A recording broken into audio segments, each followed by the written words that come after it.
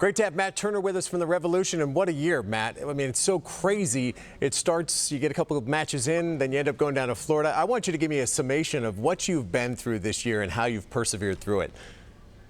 Yeah, it's been a challenging year overall. I think for not only us, for luckily we were lucky enough to have some job security through it all.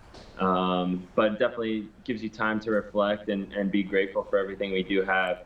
Obviously, playing a couple games and then having that hiatus where we didn't know exactly when we were going to come back was a little bit challenging.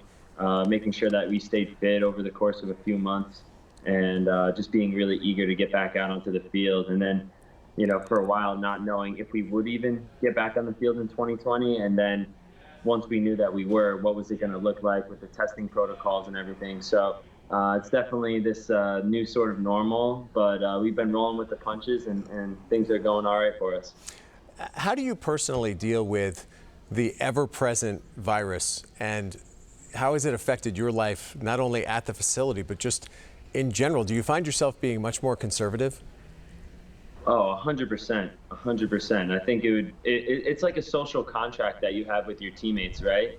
Everybody needs to be held accountable on and off the field now. And if you're somebody who's going to be putting yourself in situations where you're at a higher risk, that's not fair. For me, I'm in my mid-20s and I don't have a family, but there's guys on our team that have kids and young kids, or who knows who has pre-existing conditions or older parents. And yeah, so it's just like this social contract that everyone sort of buys into, and you understand that you need to be held to certain standards off the field as well as on. Well, as we talk about on the field, the team's playing real well. Give me your thoughts on what you like about this team. I think, more recently than ever, we've been a team that's just been hard to play against. There's probably one or two games this year that we've been really disappointed with our performances. And, the times that we come out after those bad performances, every time we step on the field after them, we've put them right to bed, and we've done well to bounce back. So I think this year more than other years as well, we've been really solid defensively, and that's something that we were able to build off of. And once the goals start coming, hopefully the defense stays strong, and we can turn this into a little run. Timely goals too. I mean, you look back to last week, the two that came in the last 5 minutes of the match. I mean, when it's crunch time, the guys who were paid to score seem to be scoring the goals. Yeah. That was on Sunday. But I will say Teal Bunbury's also done an excellent job this year. We definitely had a period of time where we were really struggling to find goals, and different guys have had to step up. But on Saturday, it was really nice. It just felt like a full circle performance for us, getting the clean sheet. Having Gustavo and Adam both score, I know that meant a lot to both of them, and I think the morale is really high in the group right now. Going to have a busy month. I think there's 7 matches on the schedule in October. That's maybe more than we're used to seeing. I mean, what's it going to be like for you? I'm sure you just want to get out there and play as many matches as you can.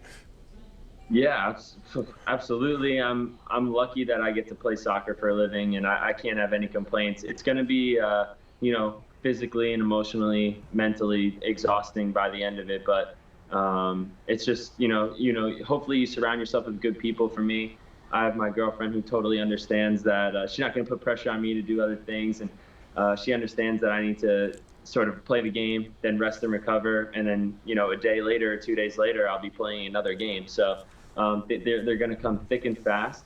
And over time, I'm going to look back in November at this month of October and be like, oh my goodness, that was crazy. But the most important thing is to, not lose your focus, not take any time that you step out onto the field for granted, and make sure that we're still getting the results we need to get into the playoffs and make our fans proud. Well, Matt, good luck. You're playing great. Keep it up. We appreciate you joining us. Thanks, Tom.